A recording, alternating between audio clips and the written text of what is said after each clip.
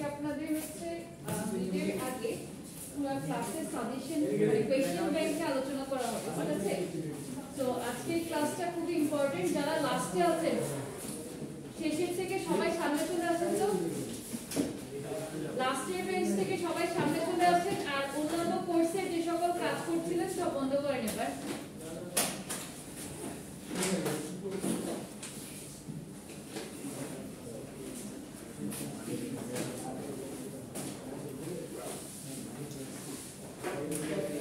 লাস্টের দিক থেকে আমি ফার্স্ট সেকেন্ড বেঞ্চে চলে আসতে বলেছিলাম, সবাই সামনে চলে আসেন। আর অন্যান্য কোর্সের পড়ালেখা অ্যাসাইনমেন্ট সবকিছু অফ করেন, সবই আপনার কোর্স না, তাহলে ওইগুলো বন্ধ করেন এখন আপাতত।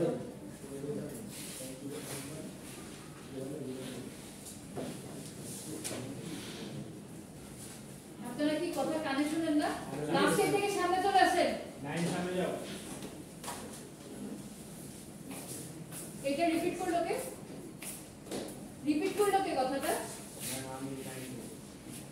আপনাকে কি ওদেরকে আসতে বলা মানে বলতে বলছি? আর এই যে লাস্টের দিকে এই সামনে বেঞ্চ আছে লিটারি, আপনারা 4-5 জন না বসে ওদেরকে একটু সাইড করেন তো। আপনি সামনে চলে আসেন একজন।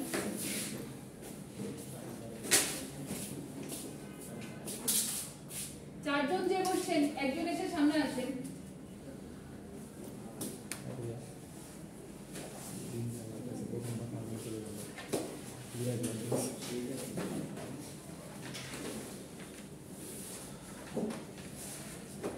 আচ্ছা, আজকে হচ্ছে আপনাদের ওভারঅল কোশ্চেন প্যাটার্ন সম্পর্কে ডিসকাস করা হবে। সো সবাই ফুল কনসেন্ট্রেশন ক্লাসের দিকে রাখবেন, ঠিক আছে?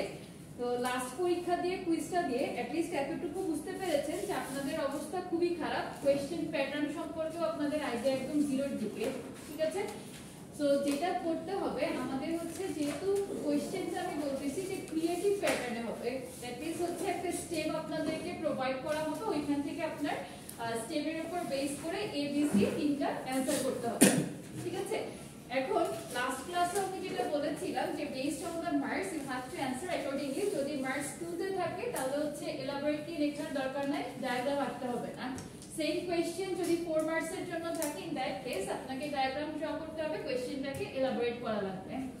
আর আরেকটা মেইন ইস্যুস সেটা হচ্ছে ক্রিয়েটিভলি আপনার কাছে মনে হইতে পারে যে এটা অ্যাকচুয়ালি আমার বি এর মতই মনে হচ্ছে অথবা বি সি এর টাইপ লাগতেছে। তো এই ক্ষেত্রে আপনাদেরকে যে কাজটা করতে হবে একদম টু দা পয়েন্টে অ্যানসার করা লাগবে।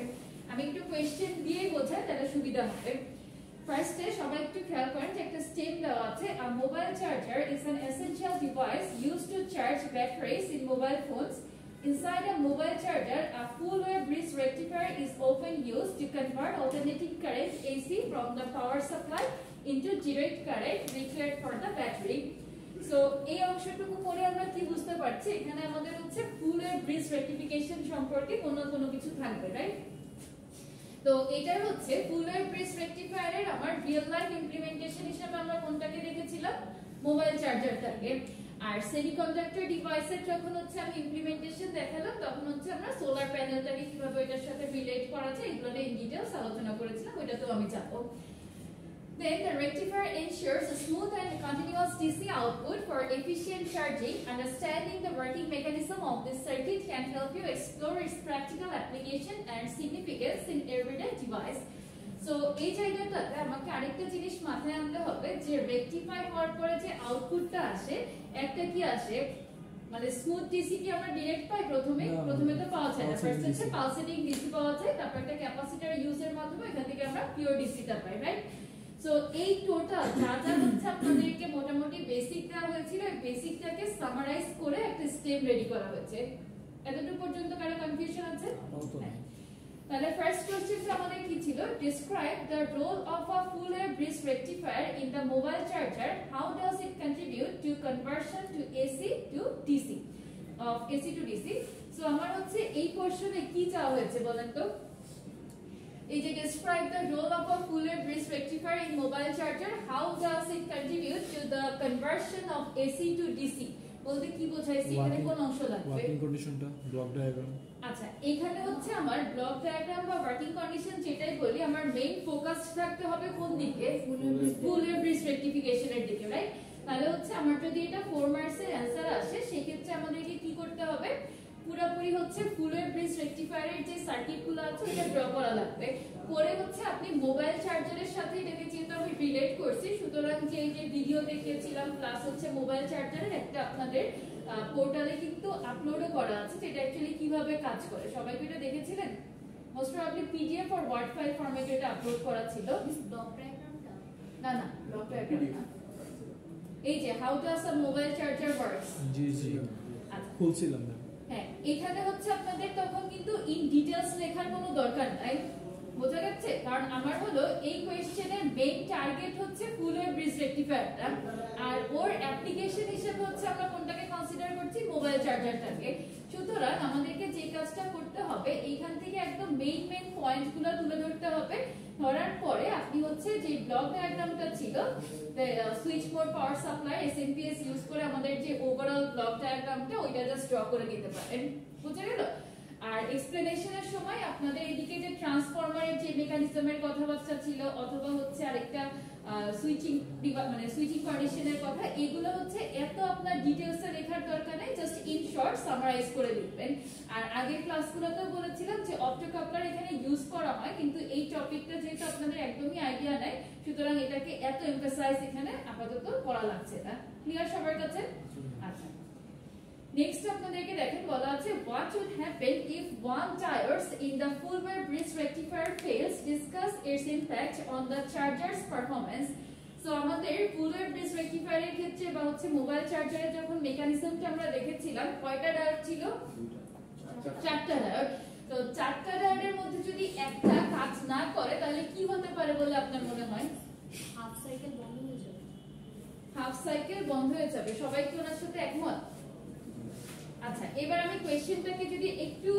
ঘুরাই করি হাফ ওয়েভ ব্রিজ রেকটিফিকেশনের ক্ষেত্রে আমার ডায়োড কয়টা লাগতো হাফ ওয়েভ ব্রিজ রেকটিফিকেশনের ক্ষেত্রে ডায়োড কয়টা লাগতো একটা রাইট আচ্ছা তাহলে এইখানে আমার ফুল ওয়েভ ব্রিজ রেকটিফিকেশনের ক্ষেত্রে তো চারটা ডায়োড থাকে রাইট দুইটা হচ্ছে পজিটিভ হাফ সাইকেলের জন্য দুইটা হলো আমার নেগেটিভ হাফ সাইকেলের জন্য প্রশ্নটাতে বলা ছিল what would happen if one of the tires in the full wave bridge rectifier fails discuss its impact on the charger's performance তাহলে প্রথমে কি মনে হওয়া উচিত না যে হচ্ছে আমাদের তো হাফ ওয়েভের জন্য একটা দরকার লাগে তাহলে একটা ফেল হলে কি পুরোপুরি ফেল হওয়ার কথা ওয়ান কোয়ার্টার নষ্ট হয়ে যাবে হাফ সাইকেলের জন্য দুইটা দরকার হয় একটা যদি না চাই তাহলে তো হাফ সাইকেল যাবে ভেরি গুড এইখানে হচ্ছে আমি যদি মানে কনসিডার করি লেটস আমি G1 G2 টাকে ধরলাম তাহলে যখন আমি পজিটিভ হাফ সাইকেলে কনসিডার করছি G1 G2 কি আমার একসাথে কাজ করতেছে রাইট আবার নেগেটিভ হাফ সাইকেলে আমি যখন যাচ্ছি D3 D4 হচ্ছে আমার একসাথে কাজ করতেছে সো একটা যদি আমার ওয়ার্কিং কন্ডিশনে না থাকে তার মানেটা কি আমার ওই ফুল ওয়েভটাই আর আউটপুট আকারে আসবে না জিনিসটা কি সবার কাছে ক্লিয়ার হ্যাঁ তো এটা হচ্ছে যদি পরীক্ষায় আসে আপনাকে অবশ্যই এই জিনিসটা মেনশন করতে হবে দেখেন আমি এটা একটা অ্যানসারটা রেডি করছিলাম যে if one child in the full wave bridge rectifier fails the circuit will no longer operate as intended for example if a diode becomes open circuited one half of the AC cycle will not be rectified resulting in a half wave rectification this would reduce the efficiency of the charger causing uneven charging or slower performance so আমার হচ্ছে actually যেরকম ভাবে হওয়ার কথা ছিল যদি একটা cycle কাজ না করে দ্যাট মিন্স হচ্ছে এটা হাফ সাইকেলের মতো কাজ করবে সুতরাং ওইখান থেকে আমরা এফিশিয়েন্টলি আউটপুটটা পাবো না নেক্সট হচ্ছে if a tire becomes short circuited it would create a short path for the current potentially damaging the circuit or the power supply so আমার ওপেন হোক বা শর্ট হোক কোনোটাতেই হচ্ছে হবে না আমার যদি চারটা ওয়ার্ক মানে ডায়োডই ওয়ার্কিং কন্ডিশনে থাকে ইন দ্যাট কেস অনলি হচ্ছে আমার অ্যাকচুয়াল আউটপুটটা পাওয়া সম্ভব এরপরে আপনারা হলো একটু positive half cycle negative half সাইকেলে ডায়োডগুলো কিভাবে অপারেট করে জাস্ট বলে দিতে হবে কারণ এখানে আমি যেহেতু একটাকে হচ্ছে ডাউন করে দিয়ে বাকিগুলোকে নিয়ে চিন্তা করছি সুতরাং আমাদেরকে একটু মেনশন করতে হবে যে normally two diodes conduct for example G1 and G2 আমি আগেও বলেছিলাম যে এই নাম্বারিং গুলো ডিপেন্ড করবে আপনি কিভাবে হচ্ছে লেভেল করছেন এইজন্য আমরা ফর एग्जांपल বলে দিব যে for example G1 and G2 allowing current to flow through the load if one of these diode say G1 fails the circuit is interrupted during this half cycle no current will flow and this part of the wafer is lost similarly negative half cycle এর জন্য আমি যদি let's say G3 and G4 consider করি, একটা যদি আমার diode operating কন্ডিশনে না থাকে ওপেন সার্কিট হয়ে গেলে নেগেটিভ হাফ সাইকেলও ইন্টারাপ্ট হবে। আচ্ছা, এর সাথে আরেকটা ট্রিকি কোশ্চেন আপনার একটু অ্যাড করা যায়, সেটা হচ্ছে এই যে হাফ ওয়েভ রেক্টিফিকেশন সম্পর্কে। না ফেল যে করবে কি এমনটা করলে এটা ফেল করবে? অনেক সময় হচ্ছে আপনার ডায়োড নষ্ট হয়ে যায় না, আর একটাই কেন করবে, দুইটা কেন করবে? এটা হচ্ছে জাস্ট একটা এক্সাম্পল দেওয়া আছে যে যদি হলো একটা ডায়োড বা দুইটা যে কোনোটাই হইতে পারে, যে একটা বা দুইটা আপনার ওয়ার্কিং কন্ডিশনে না থাকে। এখন ধরেন যদি এখান থেকে একটা চলে যায়, এখান থেকে একটা চলে যায়, তাহলে তো আপনি এটা থেকে কোনো রেকটিফায়ার করে আউটপুটই পাচ্ছেন না। আর যদি এরই দুইটা চলে যায়, এর দুইটা যাওয়া যে কথা, একটা যাওয়া একই কথা, বুঝতে পেরেছেন? সো এটা জাস্ট একটা মানে এক্সাম্পল দেওয়া হয়েছে যে যদি আমাদের রিয়েল লাইফে এরকম সিনারিও ক্রিয়েট হয় তাহলে ওইটার ইমপ্যাক্ট আদৌ পড়বে কি পড়বে না, বুঝলেন না? ওভার বলতে না বেশি বলতে বেশি দিতে পারতেছি তাদের কেন বেশি আচ্ছা, এখানে আরেকটা জিনিস একটু সবাই খেয়াল করি, আমাদের যদি এর সাথে হচ্ছে কেউ হাফ ওয়েভের কনসেপ্টটা একটু লিখে দিতে চান যে হাফ ওয়েভ রেকটিফায়ারটা কিভাবে কাজ করে, সেখানে আমাদের কি দরকার ছিল, অনলি ওয়ান জার নিডেড। আর ওয়ান জার দিয়ে এটা কিভাবে অ্যাকচুয়ালি কাজ করে, যে হাফ ওয়েভ রেকটিফায়ারের ক্ষেত্রে একটা সিঙ্গেল জার কানেক্টেড থাকে। সো ওইখান থেকে আমরা এসিটাকে হচ্ছে ডিসি তে কিভাবে কনভার্ট করি, এটা একটা সামারাইজ ভার্সন দেওয়া আছে। কেউ যদি মনে করেন যে ওর সাথে আমি একটু রিলেট করে এটাকেও দিতে পারেন, আর নাইলে দরকার নাই, কারণ কোশ্চেনটা এমনিতে অনেক বড় হয়ে যাবে। কোশ্চেন মার্ক কি ম্যাম 8 মার্ক না, এগুলো তো হচ্ছে 4 করে থাকবে। তাহলে এত বড় কেন, আর কি ছোট করে দিই। আচ্ছা, লাস্ট কোশ্চেনটা ছিল what is the purpose of using a capacitor in conjunction with the fuller bridge rectifier in a mobile charger circuit? ক্যাপাসিটরের কাজ কি? স্মুথ ডিসি আউটপুট পাওয়ার জন্য। হ্যাঁ, আগেরটা সম্পর্কে একটু পড়া আছে। এই প্রিভিয়াসটা কি বলে? এটার ক্ষেত্রে যদি ডায়োড নষ্ট অবস্থায় থাকে, অর্থাৎ সার্কিটটা ওপেন অবস্থায় থাকে, তাহলে এক রকমের আনসার আসে। আরেকটা হচ্ছে আপনার যদি মানে ক্লোজ অবস্থায় থাকে, ডায়োড নষ্ট হয়ে কিন্তু শর্ট অবস্থায়, তাহলে তো আরেক রকমের এক্সপ্রেশন। আপনি ওইটাকে হচ্ছে দুইটা কম্বাইন করে সামারাইজ ফরম্যাটে লিখবেন, কারণ দিতে গেলে তো অনেক। হ্যাঁ এক্স্যাক্টলি, ওইগুলো যদি আমরা এক্সপ্লেইন করতে চান তাহলে হচ্ছে ওটা অনেক বড় হলে দিয়ে একটা কোশ্চেন হবে। হ্যাঁ, মানে ওপেন অবস্থায় আপনি ওপেনটা দিয়ে জাস্ট বলে দেন যে ওপেন হলে এটা হবে, আর শর্টেরটা এক লাইনে বলে দিবেন যে শর্ট যদি থাকে সেই ক্ষেত্রে এটা প্রবলেমেটিক, দিয়ে জাস্ট একটা লাইনে এক্সপ্লেইন করে দেন। এত এলাবোরেটলি করার দরকার নাই, কারণ এইগুলাতে অ্যাকচুয়ালি হচ্ছে আপনার দেখা যাবে 4 4 2 এভাবে মার্ক ডিস্ট্রিবিউট করা আছে। তো এইটা যদি আপনি আবার এক্সপ্লেইন করতে চান যে একটা ওপেন হলে কি হবে, শর্ট হলে কি হবে, ওগুলোকে আপনি ইন্ডিভিজুয়াল এক্সপ্লেনেশনে দেন, সেই ক্ষেত্রে একটাই হচ্ছে আপনার প্রায় 6 মার্কের অ্যানসার হয়ে যায়, বুঝে গেল? সেটাই ভাবতেছিলাম। আচ্ছা, আর নেক্সট আর কারো কোনো কোশ্চেন আছে এই পর্যন্ত? আপাতত না। ফাইন। লাস্টে কি বলা আছে, what is the purpose of using a capacitor in conjunction with the fuller bridge rectifier in a mobile charger circuit?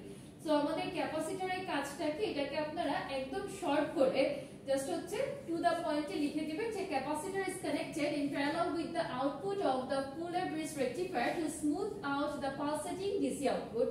So যদি কেউ ডায়াগ্রাম ড্র করতে চান, হ্যাঁ 2 মার্কসের জন্য সেটা হচ্ছে এক্সেস হয়ে যাবে, কারণ 2 মার্কসে আপনার ছবি আঁকাটা ম্যান্ডেটরি না, ক্লিয়ার? আর এটা যদি 4 এ আসে তখন কি করতেন? ছবি এঁকে দিতেন।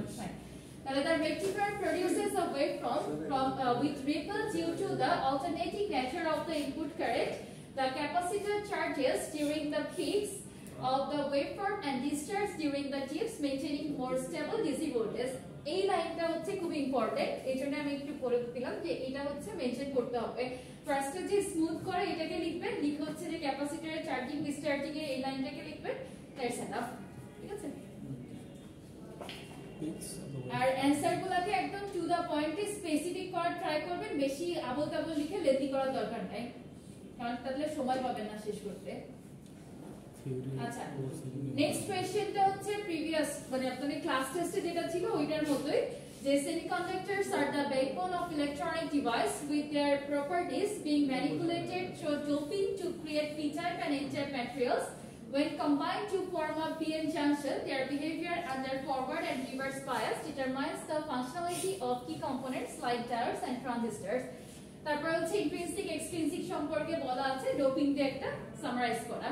এটলিস্ট হলো এখানে আমাদের কয়েকটা টপিক হচ্ছে সামারাইজ করা আছে। First of all doping, next হচ্ছে আপনার এই যে ফরওয়ার্ড বায়াসিং, রিভার্স বায়াসিং সম্পর্কে একটু ছোটখাটো ইন্ট্রিনসিক এক্সট্রিনসিক দিয়ে একটা স্টেম রেডি করা। তো এইটার ক্ষেত্রে আমার মনে হয় না কোশ্চেন বুঝতে কারো কোনো অসুবিধা আছে, তারপরে জাস্ট একবার একটু পড়ে দেখেন, কনফিউশন থাকলে জিজ্ঞেস করতে পারেন।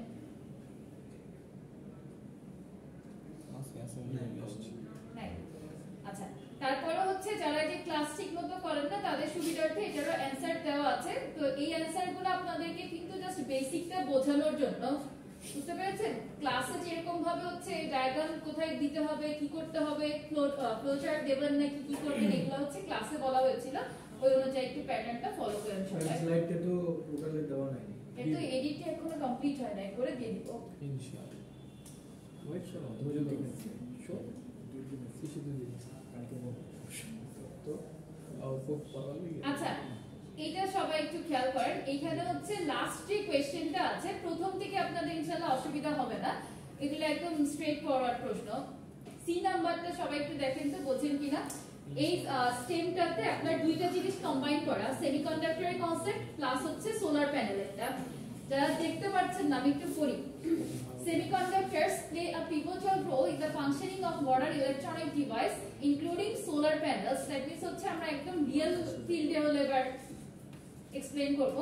The behavior of semiconductor materials such as intrinsic, extrinsic, p-type and n-type semiconductors under different biasing conditions, forward and reverse, is fundamental to understand their operation in devices like diode and transistor. এটা তো আগের মতোই।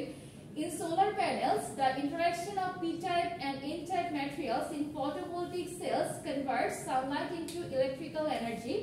Understanding these properties and the effect of biasing on current flow is crucial for analyzing and optimizing solar cell performance. আপনাদেরকে ওই solar সেলের যে এক্সাম্পলটা দিয়েছিলাম solar প্যানেলের, ওইটুকু হচ্ছে এখানে সামারাইজ আকারে দেওয়া আছে। সো এটার উপরে বেস করে কোনটার অ্যানসার করতে হবে? C, B and C. Okay. In a PN junction chart, describe the effects of forward bias and reverse bias. How do these biasing conditions influence the behavior of charge carriers and current flow through the diode? Relate this concept to the functioning of a solar cell under sunlight exposure. অর্থাৎ আপনাদেরকে এই কন্ডিশনগুলোর সাথে solar প্যানেলের হচ্ছে Sunlight exposure কন্ডিশনে কি ধরনের characteristics show করে এটাকে রিলেট করতে পারতে হবে। মানে এইটুকুর মধ্যে যে কনসেপ্টটা আপনি শিখলেন ওই কনসেপ্টটাই হচ্ছে সোলার সেলে কিভাবে ইমপ্লিমেন্ট করা যায় এটা নিয়ে মানে প্যারালালি আর কি লেখা লাগবে। এটার অ্যানসার কয়জন ঠিকভাবে বলতে পারবেন? ছোট্ট একটা ভিডিও দেখাইছে, এটা সম্পূর্ণ এক্সপ্লেন করে দিলে হবে না? সোলার প্যানেলের যে ওয়ার্কিং মেকানিজম ছিল ওইটা অ্যাকচুয়ালি হচ্ছে আপনার কিছুটা পোরশন লাগবে, কিন্তু এখানে আমাকে কিন্তু এই পিএন জাংশন জার্ডের ক্ষেত্রে ফরওয়ার্ড রিভার্সের যে কনসেপ্টটা ওর সাথে কি রিলেট করতে হবে ওইটা বুঝতে হবে, তারপর বাকি পার্টটা দিতে হবে। এক্স্যাক্টলি, ওইটা বেশি বড় হয়ে যাবে না এটা। এইগুলো না আপনার হচ্ছে যদি দেখি যে মানে লেখার টাইমিংটা আপনাদের তো একটা আমি ফাইনাল পরীক্ষা দিব, মানে মিডের আগে হচ্ছে একটা ডেমো ক্লাস টেস্ট নিব, ওইটার উপর বেস করে দরকার লাগলে হচ্ছে ইয়ার একটু কমাই দিব সেগমেন্ট। হ্যাঁ, সেগমেন্ট যদি কমাই দেই, রাইট, এটা ধরেন 5 বার্স দিয়ে দিলাম, এটা 5 বার্স দিয়ে দিলাম, এটাকে আমি ভাগ করে দিলাম, এরকম ভাবে একটু চেঞ্জ করে দিলাম। আমরা কি ধরে নিতে পারি মানে কোশ্চেন প্যাটার্ন বা সাজেশন হিসেবে বা এখন যদি আপনি ওই এসএসসি এইচএসসি এর মতো সাজেশন চান যে 5টা অঙ্ক করব 5টায় পাবো, এরকম হবে না, কিন্তু এতটুকু আপনাকে এনশিওর করতে পারি যে এই প্যাটার্নের বাইরে কিছু পরীক্ষা আসবে না। ল্যাঙ্গুয়েজ একটু ভ্যারি করতে পারে কিন্তু মানে একদমই আনকমন কিছু পাবেন না পরীক্ষায়। কোশ্চেনগুলো তো বড় না করে একটু ছোট করে দিলাম। আচ্ছা, থিওরি না, মানে কোশ্চেনটাই বুঝতে পারছি। এবার একটু বলি, এই কোশ্চেন এরকম করার পেছনে একটা লজিক আছে। তার কারণটা হচ্ছে আপনাদেরকে কোশ্চেনের মধ্যে বেশ কিছু হিন্টস দিয়ে দেওয়া হচ্ছে। কোশ্চেন আর স্টেপ মিলে যদি কেউ একটু মানে পড়ালেখার সাথে কন্টিনিউয়াসলি থাকে সে বুঝতে পারছেন যে কোশ্চেন আর স্টেপ মিলে কিন্তু আমার প্রায় 30 to 35% অ্যানসার পেয়ে যাচ্ছেন। হ্যাঁ, এই কোশ্চেন এলাবোরেট করার মেইন আমার উদ্দেশ্যটাই হচ্ছে যাতে আপনারা যারা রেগুলার ক্লাস করেন তারা তো ভালো করেনি, আর যারা একটু কমও করে তারাও অ্যাট লিস্ট হচ্ছে কিছু যাতে অ্যানসার করতে পারেন। কারণ পরবর্তীতে যে হয় কি গ্রেস মার্ক দেয়া, অ্যাসাইনমেন্ট না, এগুলা করে এটা অ্যাকচুয়ালি আসলে আপনার প্রপার জাজমেন্টটা হয় না। বুঝা গেল? সো প্রশ্নগুলো আপনাদের সুবিধার্থে এক্সপ্যান্ড করা হচ্ছে, দেখেন পরীক্ষা দিয়ে নিজেদেরই উপকার হবে। অনেক সময় হইতো না যে আমরা কোশ্চেনের হিন্টস পাশের জনকে জিজ্ঞেস করতাম, ওই হিন্টসটা এবার আপনাকে কোশ্চেন পেপারে দেওয়া হবে। আচ্ছা, বি নাম্বারটা আমরা একটু দেখি অ্যানসারটা অ্যাকচুয়ালি কিভাবে লিখতে হবে। এ নিয়ে আমি একটা এটা ইন্ট্রিনসিক এক্সট্রিনসিক ডোপিং এগুলো অনেকবার পড়ানো হয়েছে। বিতে দেখেন সবাই একটু ঠান্ডা মাথায় খেয়াল করেন। ফার্স্ট অফ অল আমাদেরকে ফরওয়ার্ড বায়াস এন্ড রিভার্স বায়াসের পিএন জাংশনে কি ধরনের কন্ডিশন ছিল ওইটা নিয়ে ডিসকাস করতে হবে। এই সামনে ফরওয়ার্ড বায়াসের ক্ষেত্রে আমাদের কি হয়, in forward bias the P side is connected to the positive terminal and the N side is connected to the negative terminal of the voltage source. This reduces the width of the depletion region and lowers the barrier potential, allowing the majority carriers electrons in the N region and holes in the P region to flow across the junction, resulting in current flow. So দেখেন তো আমরা যা যা পড়েছিলাম ওইটাকে তিন লাইনে summary করা না এখানে, যে আমার হচ্ছে ফরওয়ার্ড বায়াসের ক্ষেত্রে কানেকশনটা কিভাবে থাকে, পজিটিভ টার্মিনালটা পি সাইডের সাথে, নেগেটিভ টার্মিনালটা হচ্ছে এন সাইডের সাথে ব্যাটারি কানেক্টেড থাকে। তো এতে করে কি হয়, ডিপ্লেশন রেজিয়ন যেটা আছে, ডিপ্লেশন রেজিয়নটা অনেক কমে আসে, যার ফলে আমাদের এখানে যে মেজরিটি ক্যারিয়ারসটা আছে ইলেকট্রনটা এন রেজিয়নের ক্ষেত্রে আর হোলস হচ্ছে পি রেজিয়নের ক্ষেত্রে কি করতে পারে, জাংশনের মধ্যে দিয়ে ফ্লো করতে পারে, যার জন্য কি হবে, কারেন্টটা ফ্লো হয়, রাইট? সো এইটাকে আমি জাস্ট তিন লাইনের মধ্যে এটা সামারি করে দিয়েছি। এগুলাকে আমরা কেন ছোট করে আনছি, কারণ আমাকে এখানে ফরওয়ার্ড বায়াস রিভার্স বায়াস সম্পর্কেও লিখতে হবে, আবার ওইটাকে আমি সোলার সেলে কিভাবে হচ্ছে রিলেট করতে পারি এটাও আমাকে দেখাইতে হবে, তাই না? কোশ্চেনে কি লেখা থাকবে যে সোলার সেলের, হ্যাঁ এই যে কোশ্চেন এক্স্যাক্টলি এরকম ধরনের প্যাটার্নই থাকবে, যে এটাতে যেমন বলে দিছিলাম না যে in a PN junction describe the effects of forward bias and reverse bias, how do this biasing condition influence the behavior of charge carriers and current flow, এইসব দিয়ে তারপর হচ্ছে relate this concept to the functioning of a solar cell। তো এইভাবে বলে দেওয়া থাকবে, আপনি কোনটার দিকে ফোকাস থাকবেন ওটা কোশ্চেনে মেনশন করা থাকবে, ক্লিয়ার? আচ্ছা এরপরে আমরা হচ্ছে রিভার্স বায়াস সম্পর্কে একটু লিখবো। রিভার্স বায়াসটা কি হবে, জাস্ট ফরওয়ার্ডের উল্টাটা, যে আমি পি সাইডের সাথে নেগেটিভ টার্মিনাল কানেক্ট করব, এন সাইডের সাথে পজিটিভ টার্মিনাল, যার ফলে কি হয়, ডিপ্লেশন রেজিয়ন বা ব্যারিয়ার পটেনশিয়াল যেটা আছে এটা অনেক বেড়ে যায়, কারেন্টটা ফ্লো করতে পারে না, এসব কথাবার্তা আমরা লিখে দিব। আর এর সাথে হচ্ছে আমার রিলেশন অফ সোলার সেল যেটা আছে এটা এখানে ইম্পর্টেন্ট। রিভার্স বললাম কিছুটা কারেন্ট ফ্লো করে না, মানে নেগলিজিবল কিছু তো করে না, নেগলিজিবল, এটাতে অ্যাকচুয়ালি কোনো ইয়া হয় না, তো এটাকে আমরা অ্যাপ্রক্সিমেট জিরোই ধরে নেই। আচ্ছা রিলেশন টু সোলার সেল যখন বলবে তখন হচ্ছে আপনাকে জাস্ট এই কয়েকটা জিনিস একটু লিখতে হবে, সানলাইটের সাথে এটা কিভাবে বিহেভ করবে, ঠিক আছে? তাহলে solar cells operate under illumination rather than applied bias. When exposed to sunlight, the PN junctions behave like a diode under illumination where photons generate electron whole pairs. আচ্ছা এখানে কয়েকটা জিনিস আমি তো নরমালি বলে থাকি যে হচ্ছে আপনারা নিজেদের মতো করে লিখতে পারবেন, বাট হলো এই ফার্স্ট দুই লাইন হচ্ছে নিজেদের মতো লেখার অ্যাকচুয়ালি কিছু নাই, হ্যাঁ এটাকে আপনাকে এইভাবেই লিখতে হবে যে সানলাইট যখন হচ্ছে পড়ছে তখন পিএন জাংশনটা অ্যাকচুয়ালি কিভাবে বিহেভ করে, আর হলো কি আপনার এটার যে মেইন মেকানিজমটা যেটা fields in electric field at the junction drive this carriers producing a photocurrent that flows in the external circuit. এই কথাগুলো দয়া করে কেউ বেশি উল্টাপাল্টা করে ফেলেন না, তাহলে কিন্তু অ্যানসারই হচ্ছে ট্র্যাকে থাকবে না, বুঝে গেল? তো এটা একটু একবার দেখে নেবেন, যদি কোনো কনফিউশন থাকে জিজ্ঞেস করবেন। আর যারা হচ্ছে ক্লাস করেছিলেন তাদের জন্য একটা প্লাস পয়েন্ট হচ্ছে এটা একটা ভিডিও দেখানো হয়েছিল, ওই ভিডিওটার মধ্যেও খুব ছোট্ট করে দেওয়া আছে, সো যদি কেউ ওইভাবে রিলেট করতে পারেন আমার কোনো আপত্তি নেই, ওইখান থেকেও লিখতে পারেন, সমস্যা নাই। ইজি বিষয়।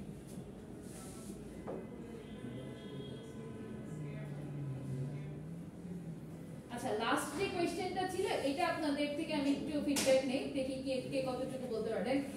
In a solar panel, P-type and N-type semiconductors form a PN junction. Explain how the photoelectric effect in the solar cell generates current. How do the properties of the semiconductors or the biasing conditions influence the efficiency of solar energy conversion? You have written answer.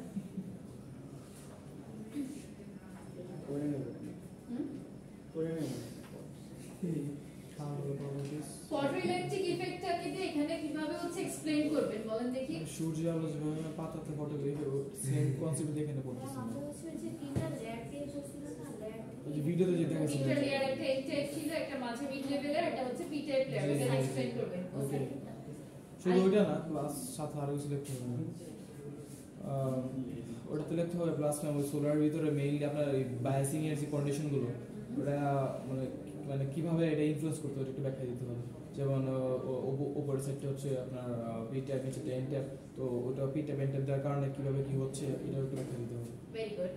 যারা class করছিলেন তারা হচ্ছে maximum একদম ঠিক ট্র্যাকেই যাচ্ছেন। তো এটাকে আমাদের কি করতে হবে, একটু সামারাইজ করে আনতে হবে।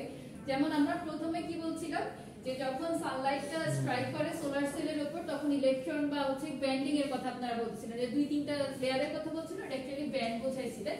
ব্যান্ডও আছে প্লাস হচ্ছে আমাদের 3টা লেয়ার বলতে একটা এন টাইপ লেয়ার থাকে, একটা ডিপ্লেশন রেজিন, একটা পি টাইপ লেয়ার, এরকম ভাবে 3টা লেয়ার ওখানে থাকে। তো ওইটাও আমরা লিখবো। আর হচ্ছে মেইনলি যেটা আপনাকে করতে হবে ওইটাকে আপনি সামারাইজ করে জাস্ট এইভাবে একটা লাইনে নিয়ে আসতে পারেন যে when sunlight strikes the solar cell, photons with sufficient energy excite electrons in the valence band to conduction band leaving behind hole. So আমরা কি বলেছিলাম, সেমিকন্ডাক্টরের ক্ষেত্রে নিজেদের কন্ডাক্টিভিটি খুবই কম, তাই না? ইনসুলেটরের থেকে একটু বেশি আর কন্ডাক্টরের থেকে অনেক কম। সো নরমালি কি করা হয়, যখন হিট আপ করা হয় তখন ইলেকট্রনগুলো জাম্প করে লাস্ট মানে নিচের শেল থেকে উপরের দিকে মুভ করতে পারে। আর এখানে কনসেপ্টটা হচ্ছে যখন সানলাইট এসে স্ট্রাইক করছে তখন ইলেকট্রনগুলো কি করবে, এক্সাইটমেন্ট স্টেটে যে ভ্যালেন্স ব্যান্ড থেকে হচ্ছে কন্ডাকশন ব্যান্ডের দিকে মুভ করবে, তাই তো? This creates electron hole pairs. The electric field at the p-n junction separates these pairs with electrons moving toward the n side and holes toward the p side. এরপরে হচ্ছে আমাদের যে সেমিকন্ডাক্টর প্রপার্টিজ আছে biasing কন্ডিশনে ওগুলোকে দেয়া লাগবে, যে সেমিকন্ডাক্টর ম্যাটেরিয়াল ব্যান্ড গ্যাপ কত থাকে সিলিকনের ক্ষেত্রে। আমরা সিলিকনটাকে হচ্ছে আপনার নরমালি কনসিডার করে ওইটার ব্যান্ড গ্যাপটা জানলেই চলবে। তারপর হচ্ছে depletion ratio, efficiency factors, operating point দিয়ে হচ্ছে একটা জাস্ট কনক্লুশন দিয়ে দিবেন, শেষ। তো এইগুলো আপনারা যারা মনে করছেন যে অনেক বড় হবে, যদি আমরা জিনিসগুলোকে একটু গুছায় সামারি করতে পারি তাহলে কিন্তু এত বড় না অ্যান্সারগুলো। আর যদি মনে করেন ম্যাম লিখে দেবে সামারি মডিফাই করে লিখলে নাম্বার মানে সামারি করলে মানে মেইনমেন্ট এগুলো চয়েস করা দরকার না। হ্যাঁ, মেইন পয়েন্টগুলো অবশ্যই হচ্ছে আপনার কোশ্চেনের সাথে রিলেভেন্ট যে পয়েন্ট। কারণ এখানে আমরা সোলার পাওয়ারের বা সোলার প্যানেলের যদি ওয়ার্কিং প্রিন্সিপাল লেখা শুরু করি কোন দিক থেকে কোথায় চলে যাবে, তা আমি তো অত কিছু লিখবো না। আমার কোশ্চেনে যেই পোরশনটুকু চাওয়া হয়েছে এক্স্যাক্টলি ওই পার্টটা আমি লিখবো। তারপরে যে বারবার করে বলতেছি মোবাইল চার্জারের মেকানিজম যদি আমরা লিখতে চাই সেখানে কিন্তু আপনার অনেকগুলো স্টেপ আছে না, তো আমরা এতগুলো স্টেপে ফোকাস থাকবো না। যদি আমাকে ফুলের ব্রিজ রেকটিফায়ারের সাথে হচ্ছে রিলেট করতে বলে তাহলে আমি জাস্ট ওই পোরশনটুকুকে নিয়ে কাজ করব। তো এখানে হচ্ছে যদি মনে করেন এটা আপনার মানে কম্বাইন কোর্সে যদি 2-3টাকে মিলায় তখন আপনার টোটালটার উপরে কোশ্চেন করা যায়, কিন্তু আমার কিন্তু এখন ফোকাস থাকতে হবে যে ইলেকট্রনিক সার্কিট 1 এর সাথে আপনার কোন পোরশনটা যাচ্ছে, ঠিক আছে?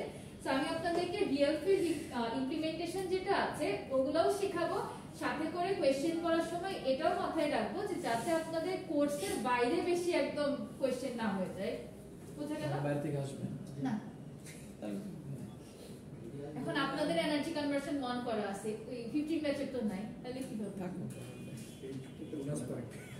কেন দিবি ভাই, ওয়া এটা কি কোর্স? এক্স্যাক্টলি, এটা কেন দিব, এটা কি এই কোর্স? আচ্ছা, নেক্সট এবার ক্যাথোড অ্যানোডের কোশ্চেনটা নিয়ে একটু ডিসকাস করি। এটা নিয়ে অনেকেরই মনে হয় কনফিউশন ছিল। পানি রাখলাম ছোট জিনিস। In electronic circuits, the common anode and common cathode configurations are essential concepts that influence how components such as LEDs or displays operate. এখন আমাদের 7 সেগমেন্ট ডিসপ্লে যেটা শিখেছিলাম এটার মেইন কাজটা কি ছিল, যে কোন একজন একটু বলেন তো? 7 সেগমেন্ট ডিসপ্লে এটা আপনাদেরকে কেন দেখানো হলো? ক্যাথোড অ্যানোড কনফিগারেশন বোঝানোর জন্য। আচ্ছা ওয়েট, এটা কিন্তু ক্লাস টেস্টেরটা না, এটা অনলি ফোকাস করা ছিল হচ্ছে কমন ক্যাথোড আর অ্যানোডের উপর। সি নাম্বারটা তো ছিল না নিচে। আচ্ছা 7 সেগমেন্ট এটা একটু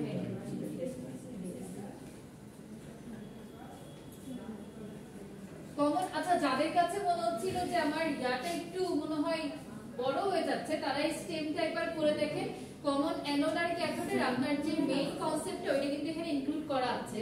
এই যে in a common anode configuration the anodes of multiple components are connected together, whereas in a common cathode configuration the cathodes are shared. Understanding this configuration is critical for the design and control of circuits, particularly when dealing with components like LEDs in different applications. So etar main confusion hocche apnader C number, right? Yes. In the context of a 7 segment display, how The common anode and common cathode configuration affect the control of individual segments. How does the wiring and logic control differ for a common anode display versus a common cathode display? So এটাকে আমি বলেছিলাম যে হচ্ছে আপনারা summary করে লিখবেন, লেখার পরে যে কোনো একটাকে দিয়ে হচ্ছে মানে যে কোনো একটা কনফিগারেশন দিয়ে জিনিসটাকে এক্সপ্লেইন করে দিবেন। সো এখানে আপনারা যদি মনে করেন যে কমন অ্যানোডেটটা দেখাবেন, ডায়াগ্রাম আকারে দেখাইতে পারেন, যদি কেউ কমন ক্যাথোড দেখাইতে চান দেখাইতে পারেন, কিন্তু যখন অ্যানসারটা থাকবে অ্যানসারের ক্ষেত্রে হচ্ছে আপনাকে এই টোটাল জিনিসটা এভাবে ফোকাস করতে হবে। ফার্স্ট অফ অল 7 সেগমেন্টে কমন ক্যাথোডে কি হয় যে সবগুলা ক্যাথোড 7টা সেগমেন্টেই একসাথে কমন করা থাকে, right? So in common cathode 7 segment display, the cathodes of all the 7 segments A to Z are connected to ground, and each segment has dedicated control pin connected to a positive voltage source through a resistor. আচ্ছা, so আমাদের কিন্তু দেখেন মানে less important কোনো লাইনই এখানে নাই, just হচ্ছে কনফিগারেশনটা কিভাবে করা হয় এইটুকু এখানে বলে দেওয়া আছে। এর মধ্যে আবার একটা লাইন আপনার স্টেমেই দেওয়া আছে, ওইটার সাথে একটু জাস্ট রিলেট করে লিখতে হবে। একদম সমস্যা হতে পারে, আমার লাগে এগুলো সামারি করে লিখতে পারি, এখানে একটা না 3 লাইনের মতো হবে। আপনারা হচ্ছে সামারি করতে পারেন না দেখেই কোশ্চেন ব্যাংকের মধ্যে আমি অ্যানসার সহ দিচ্ছি। হ্যাঁ না, এটা তো মুখস্থ করার কিছু না, সবই জানি, কিন্তু লেখার যে একটা বুঝতে আপনারা করতেন না সিন কম্প্রিহেনশন একটা 15 লাইনে দেওয়া থাকতো, এটাকে সামারি করে লিখতেন না? তো করছি। হ্যাঁ, তাহলে ওইটা পারলে এটা পারবেন না কেন? মানে লেখা শুরু করলে না অনেক কিছু মনে চলে, লিখে মনে চলে এত ভালো শুরু দেখছেন না। কিন্তু এটা আমি ধন্য যে আমার কোর্সে বলে আমার এত পারাতে লিখতেই থাকে। আচ্ছা, বেশি লিখতে সমস্যা, মনে চলে লিখি সমস্যা আছে। এখানে হচ্ছে আপনার বেশি লিখলে আমার কোনো সমস্যা নেই, সমস্যা আপনাদেরই, কারণ অ্যানসার করে শেষ করতে পারবেন না। ঠিক আছে, এটা গেল নাম্বার 1। নাম্বার 2, আমি যেহেতু ক্রিয়েটিভ প্যাটার্নে কোশ্চেন করব বারবার করে বলছি, সো অনেকগুলা কোশ্চেন আপনার এমন থাকবে দেখে মনে হবে বি আর সি তো আরে বাবা একই, কিন্তু অ্যাকচুয়ালি তা না। বি তে একটা নির্দিষ্ট পোরশন অ্যানসার করতে হবে, ওর সাথে হয়তো রিলেট করে আপনার সিটাকে অ্যানসার করতে হবে। এখন আপনারা যেটা বলতেছেন যে মানে যে টপিকটা পারি মনে হয় লিখেই যায় তাহলে তো আপনি বি আর সি একসাথে অ্যানসার করে ফেলতেন। বি তে যতটুকু লেখা হয়েছে ওইটুকু আমি সি তে না লিখে ওইটা রেফারেন্স দিয়ে দিবেন। একই কথা আমি বারবার কেন লিখবো? আপনারা লিখতে কষ্ট, আমার খাতা দেখতে কষ্ট। আর এটা তো প্রপার ওয়ে তো অনেকে এই কাজ করতে পারে যে পুরোটা বিতে লিখে এসে লিখলাম প্লিজ ওয়াচ পি। না, আচ্ছা এটাও আমি বলি, ধরেন হচ্ছে আপনার বি তে কোন একটা এক্সপ্লেনেশন দিয়ে একটা ইকুয়েশন অ্যাপ্লাই করছেন, হ্যাঁ, ওইটা রিলেটেড ব্যাকি আপনার সি তে এসেছে, তাহলে তো আপনি ওই ইকুয়েশন বারবার লেখার থেকে ওইখান থেকে রেফারেন্স আনতে পারবেন। অবশ্যই তাহলে আমাদের যে অ্যাসাইনমেন্টে ছিল মানে কমন ক্যাটাগরির পার্টটা, আমরা তো একে হচ্ছে কমন ক্যাটাগরি আর বিতে হচ্ছে কমন এমনটা এক্সপ্লেইন করে আসছি। তো সিতে যে আমরা বুঝে এ থেকে বিতে আমরা এক্সপ্লেইন করে আসছি, এখানে শুধু 7 সেগমেন্টে কিভাবে ইমপ্লিমেন্ট করছেন, রাইট? হ্যাঁ, দেখেন দেখেন এটা কিন্তু অ্যাকচুয়ালি তাই বলা আছে। সবাই একটু জিনিস খেয়াল করছেন, আমি কিন্তু সি তে এসে এই যে পণ্ডিতরা সব একটু সি তে এসে কিন্তু আমি কমন অ্যানোড কমন ক্যাথোড সম্পর্কে কি আর কিছু লিখেছি? তা তো লিখি নাই। ডিরেক্ট হচ্ছে 7 সেগমেন্ট ডিসপ্লে, তো এটা কিভাবে রিলেট করা যায় এই জিনিসটা হচ্ছে আপনার দেখানো আছে, তাও আবার টু দ্য পয়েন্ট। জাস্ট হচ্ছে আপনার কানেকশনটা বোঝানো যে আমার প্রত্যেকটা পয়েন্ট যে কোথায় কানেক্ট হচ্ছে ওইখান থেকে আমার আউটপুটটা কি রকম আসছে। That's it, clear? আর এটা তো আমি আপনাদেরকে দিয়েই দিব, সো বাসায় একটু প্র্যাকটিস করেন, তাহলে অ্যাট লিস্ট হচ্ছে অ্যানসার আমি কতটুকু করব এটা নিয়ে আর কারো কনফিউশন থাকবে না। হ্যাঁ, আল্লাহ অবশ্যই চেষ্টা করব অ্যানসার না করব। এটা কবে নাগাদ পেতে পারি? আজকে রাতের মধ্যে বের করবেন ইনশাআল্লাহ। আর এরপর হচ্ছে আমাদের কি ডিফারেন্স, কারণ এই দুইটার মধ্যে আবার ডিফারেন্স দেখাইতে বলা হচ্ছিল। দেখেন এটাও আমি এক লাইনে দিয়েছি যে for a common cathode display you need to apply a high voltage logic 1 to turn the segment on. For a common anode display you need to apply a low voltage logic 0 to turn the segment on. So আমাদের কি হয়, ক্যাথোডের ক্ষেত্রে আমরা যখন 1 দিচ্ছি ওটাকে আমরা high voltage হিসেবে কনসিডার করি না, আর অ্যানোডের ক্ষেত্রে হচ্ছে 0 থাকে। আর প্র্যাকটিক্যাল ইমপ্লিমেন্টেশনের ক্ষেত্রে যেটা আমাদের মেইন ফোকাস ছিল, তো প্র্যাকটিক্যাল ইমপ্লিমেন্টেশনটা হচ্ছে আমরা কোথায় কোথায় করতে পারি যে when designing circuits you must ensure that the control logic whether high or low voltage corresponds to the configuration common anode and cathode to activate the appropriate segments in a 7-segment display. This is essential for displaying correct numbers or letters. আমরা কিন্তু শুধু number না, যদি লেটারও লিখতে পারি। and it interferes you how you design driving circuit like current limiting resistor, transistor switch or microcontroller programming. So এগুলো হচ্ছে আমাদের প্র্যাকটিক্যাল ইমপ্লিমেন্টেশন বা ইমপ্লিকেশনস যেটা আমরা বলে থাকি। তো এতটুকুই ছিল হচ্ছে টোটাল অ্যানসারটা। হ্যাঁ,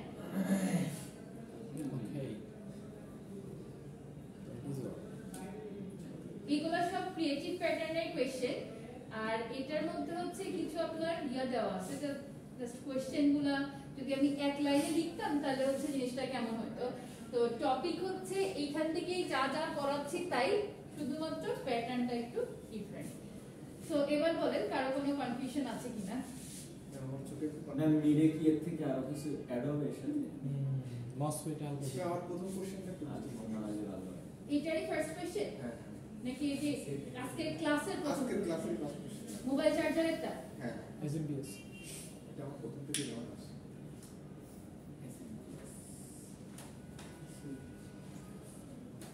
আপাতত আজকে সব শেষ কি রে ম্যাপ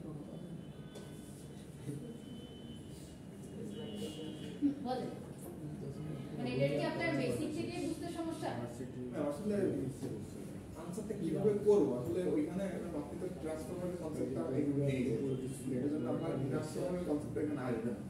এখানে কিন্তু দেখেন মোবাইল থেকে রানিং করতে গেলে তো ট্রান্সফরমার আগে আসবে। একেবারে আসবে না এরকম কিন্তু না, মানে আপনার হচ্ছে যে পরের দিকে যে কনসেপ্টগুলো আছে ওটাকে সামারি করে ফেলবেন। এই যে এখানে দেখেন লেখা আছে যে আমার হচ্ছে how does a full wave bridge rectifier ensure a steady DC output in a mobile charger. তাহলে আমার এই জায়গাটার মধ্যে প্রথমে হচ্ছে আমার কি করতে হবে, যে ফুল ওয়েভ ব্রিজ রেকটিফায়ারটা কি কাজ করতেছে সেটা লেখা লাগবে, right? The full wave bridge rectifier converts the alternating current from the power supply into a direct current by using 4 diodes arranged in a bridge configuration. Then during the both positive and negative halves, the AC cycle the diodes conduct alternatively, ensuring the output remains unidirectional. However, the steady DC output is essential for the efficient and safe charging mobile batteries. এসব বলা আছে। So এইটুকু যদি আপনার 2 মার্কসের জন্য আসে তখন আপনি ওই যে ট্রান্সফরমার ইউজ করে স্টেপ ডাউন করছেন, করার পরে কি করছেন, এত কিছু তার যাওয়ার দরকার নেই। আর যদি এটা 4 মার্কসে আসে তখন তো অবশ্যই কিছু আপনাকে লিখে ওই যে একটা ব্লক ডায়াগ্রাম দেওয়া ছিল ওটা ড্র করে দিতে হবে, ঠিক আছে? সো এর মধ্যে আমি আবার যেটা পড়াইছিলাম যে আপনার কনভেনশনাল সিস্টেম কোনটা, এসএমপিএস দিলে কি হয়, দুইটার মধ্যে কম্পারিজন এত লেন্দি করে তখন আর লিখতে হবে না, বুঝে গেল? এর মধ্যে তো শুধু ফুল ওয়েভ ব্রিজ রেকটিফায়ারের ব্যাপারে বলতে লিখতে হবে না। যদি হচ্ছে আপনার কোশ্চেনে ফুল ওয়েভ ব্রিজ রেকটিফায়ার সম্পর্কে লিখতে বলে তাহলে আপনি শুধু ওইটাতেই যাবেন। ম্যাম এই নাম্বারটা তো শুধু ব্রিজ রেকটিফায়ারের ব্যাপারে ক্যাপাসিটর ইউজ করতে হবে। ম্যাম এটার ক্ষেত্রে যদি শর্ট অবস্থায় থাকে, যদি একটা ডায়োড নষ্ট থাকে শর্ট অবস্থায় থাকে, তো ওই ক্ষেত্রে তো আমার মনে হচ্ছে যে মানে সাইকেলটা পুরোটাই পাওয়া যাবে, এসি থেকে ডিসি পাওয়া যাবে সম্পূর্ণ। এটা একটু বোঝাই যাবে। কিন্তু ওপেন থাকলে ম্যাম তাও চিত্রটা ফরওয়ার্ড বাইস যদি শর্ট গ্যাপে গ্যাপে গ্যাপে রিভার্স বাইসে যখন শর্ট থাকে তখন তো আবার পাচ্ছেন না, ফরওয়ার্ড বাইসে যদি একটা তখন আপনার সাইকেলটা মানে আমরা যেরকম যত শর্ট করা যাবে দেখেন এইখান থেকে টোটালি হচ্ছে এই ধরনের আউটপুটটা পাচ্ছিলাম, মানে এর মধ্যে একটা আউটপুট পাচ্ছিলাম, তখন তো আর এটা আসবে না। ওপেন হয়ে গেলে তো আপনার একটা টোটালি নাই হয়ে গেল, আর শর্ট হইলেও আপনি তো ফরওয়ার্ডের ক্ষেত্রে যখন এই কন্ডিশন অ্যাপ্লাই করতে যাবেন তখন তো মানে ফুল আউটপুটটা পাচ্ছেন না, বুঝে গেছে? তো ওই জন্যই বলছিলাম যে ওই মেকানিজমে যদি আমরা আবার যাইতে চাই ওইটা নিয়ে আর কি টোটালি একটা 10 মার্কের কোশ্চেন করা ডায়োড যাবে। যদি নষ্ট অবস্থায় থাকে তাহলে কি শর্ট অবস্থায় থাকে না ওপেন সার্কিটটা ওপেন হয়ে যাবে। ওপেন হয়ে যাবে তখন, মানে মানে ইন জেনারেল আপনি এটাকে ওপেন কনসিডার করে নেবেন, আমার এখানে ওই ডায়োডটা তখন কাজ করতেছে না, দিয়ে তখন এই তিনটার অ্যাক্রস হচ্ছে আপনার যে আউটপুট, ওই আউটপুটটা আসবে। আর রাত অনেক কিছু হইতাছে দেখে দেখা আমার ভিউ ভিউ দেখা। আর এখানের কথা ওইটাই বলতেছিলাম যে একটু তখন সিম্পল করে ফেলবেন, যে লাস্টের দিকে যেগুলো আছে এত কিছু তখন হচ্ছে ডিটেইলসে যেতে যাবে না, তাহলে সময় কভার হবে না। তো ভাবতেছি অ্যানসার করব না, এটা অ্যানসার না করলে নিজেদেরই লস। যেটা বড় অ্যানসার করব না মাথা আসলে। আচ্ছা আমি একটা কথা বলি, যদি কিছু হচ্ছে আপনাদের মানে মার্কের অনুযায়ী টাইমে আপনি শেষ করতে পারছেন না তাহলে আমি কোশ্চেন কিছু কমাই দিব, ঠিক আছে? এখন হচ্ছে কিছু আর আরেকটা জিনিস কি, এখানে আমি সব কিন্তু আলোচনা করছি থিওরি নিয়ে, অঙ্কও কিন্তু থাকবে পরীক্ষায়, ঠিক আছে? ম্যাথটা তো ম্যাথ একটা আছে ওটা যে থিওরিটা রিলেটেড কারেন্টের আইডি ক্যারেক্টারিস্টিক্স ওই একটা করানো হচ্ছে, আরো করাবো আমি। আপনাদের নেক্সট ক্লাসটা কবে পাবো? বৃহস্পতিবার, শনিবার বৃহস্পতিবার। ম্যাম আজকে আবার ল্যাব আজকে পাচ্ছে lab না আছে। আজকে তো লেভেলে আজকে লেবার আছে আজকে ল্যাব আছে ল্যাব থিওরি হ্যাঁ ল্যাব 1 এর তো সাবমিট করবেন ম্যাম আজকে তো বলে ম্যাথগুলো শুরু করতে জি ভালো কথা জিজ্ঞেস করছি না ওনা বললো আমি ল্যাবে বলতাম ঠিক আছে আচ্ছা এখনো হচ্ছে থিওরিতে কত মার্কস ম্যাথে কত মার্কস এরকম ভাবে আসলে সেপারেট করা হয় নাই তো এটা বলতে পারছি না কিন্তু একটা জিনিস আপনাদেরকে একটু এনশিওর করি যে ম্যাথে হচ্ছে একটা ভালো পোরশনের মার্কসই থাকবে ঠিক আছে না আমাদের ম্যাথ তো হয় 50 দিলে ভালো হয় একটা ম্যাথ আপনাদের ট্যাগ প্যাটার্ন করানো হচ্ছে সেটা হচ্ছে যে আইভি ক্যারেক্টারিস্টিক্স কার্ভের সাথে রিলেট করে যে অঙ্কটা ছিল আরো কয়েকটা হচ্ছে যে ক্লাসে অল্প স্বল্প আলোচনা করেছিলাম যে constant voltage drop model piecewise linear model so এইগুলা কিন্তু এখন আমাদের আছে ঠিক আছে তো এইগুলা যখন আপনারা করবেন তখন কিন্তু আরো অনেকগুলো অঙ্ক ইনক্লুড হয়ে যাবে তো ওইটার উপর ডিপেন্ড করে মিনিমাম হচ্ছে 2টা অঙ্ক আপনাদের থাকার উচিত বা থাকার কথা এখন দেখি তাহলে কি 50 হতে পারে না 50-50 হবে না তাহলে তো আপনার 15 maybe হবে তো বেশি হবে না দিয়ে ম্যাথে তো নাম লেতে মার্ক পাই লেতে মার্ক লাগবে না 2 মিনিট এই যে পুরো বাচ্চা এই সাবজেক্টের কোনো ব্যাপার নাই হ্যাঁ আজকে একটা math energy conversion energy conversion তুমি ম্যাথ আমি মজা কি আচ্ছা আপনারা টাইম পাবেন কতটুকু 1.5 ঘন্টা না জিমিস 1.5 ঘন্টার মধ্যে অ্যানসার করতে হবে 3টা কোশ্চেন না আমি হিসাব করতেছি পুরো সমস্যা নেই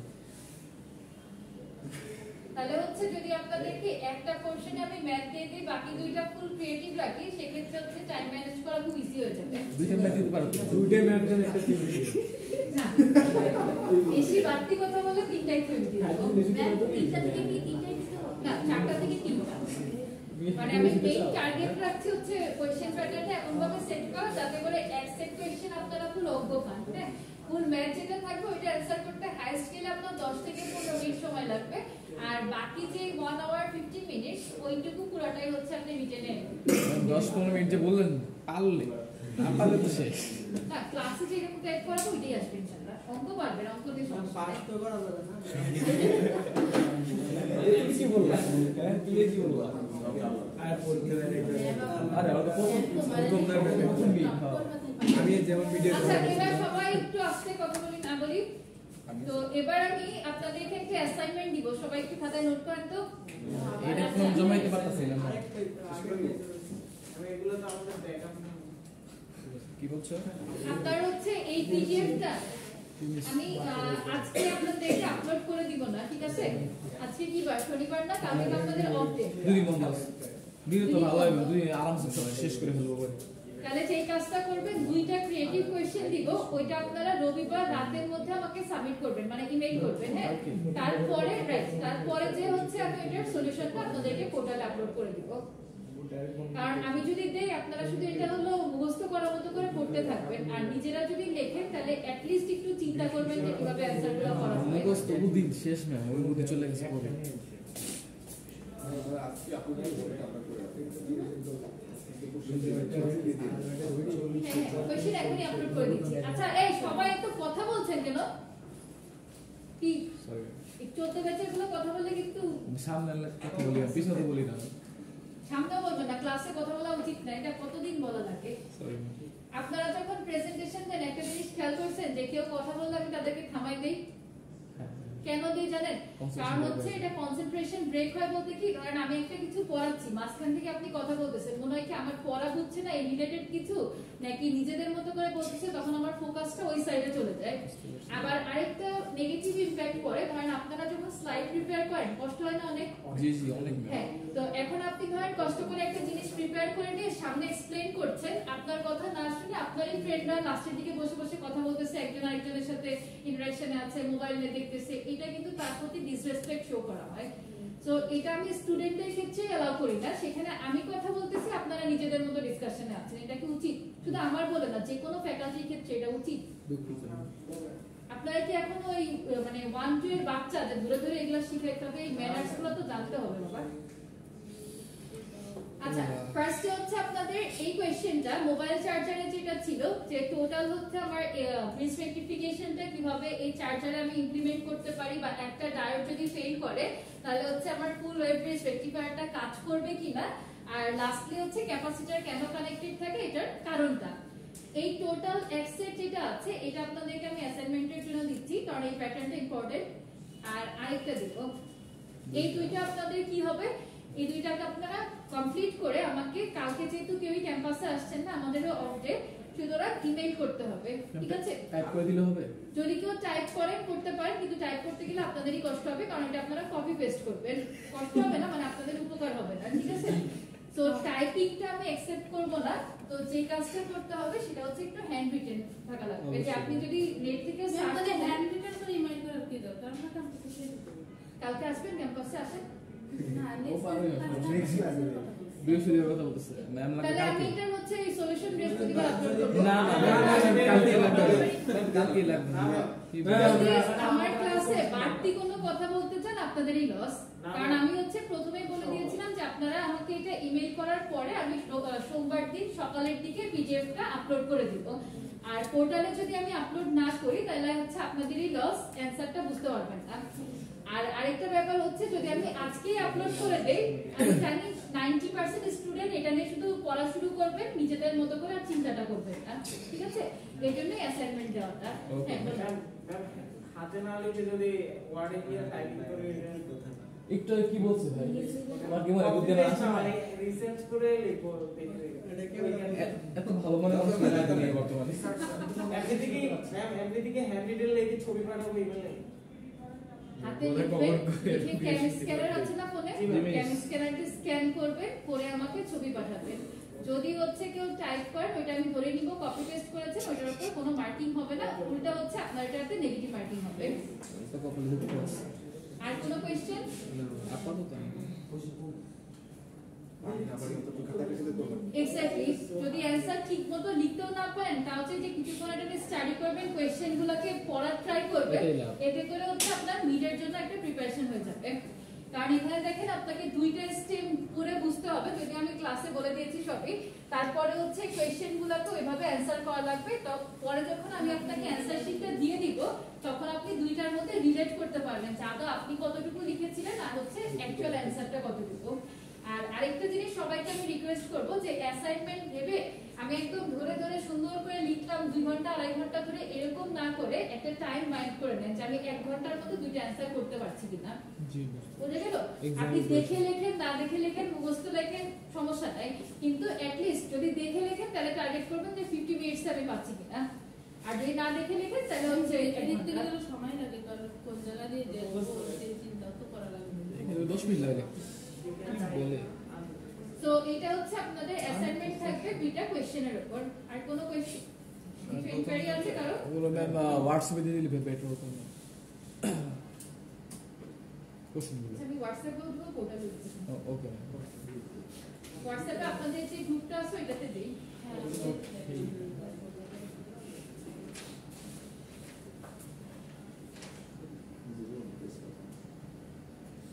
তাদের শুক্রবার দিন যাবে করতেছ না আছে 14 ব্যাচে কয়জন আছেন একটু হাত তুলেন তো কাইন্ডলি। 14 আপনি পারেন না?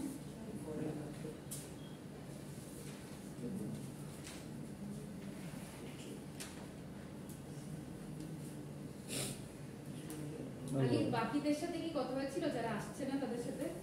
জি মিস কয়েকজনের সাথে কথা বলতে হয়েছে। একটা স্টুডেন্ট হচ্ছে 16 তলায় গেম খেলে না, ওর নাম কি? ওর বন্ধু না, ওর অনেক কাছের বন্ধু না। ওর নাম কি যেন? শাকিল। আজকে এসেছে কিনা জানেন? আসে না নাকি জানেন না কোনটা? জানি না, কিছু বলতে পারছি না। রবিন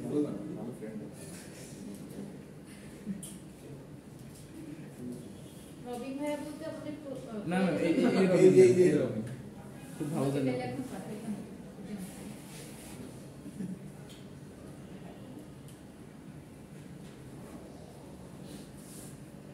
মেইন প্রবলেমটা হচ্ছে আমি ওনাকে চিনি না, এর মধ্যে সমস্যা হয়ে যাচ্ছে। আপনাদেরটা ইলেকট্রনিক সার্কিট অন, আমি ল্যাবে চলে গেছি।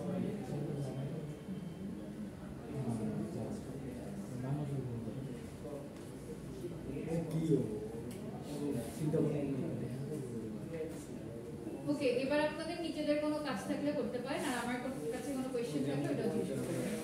Already doing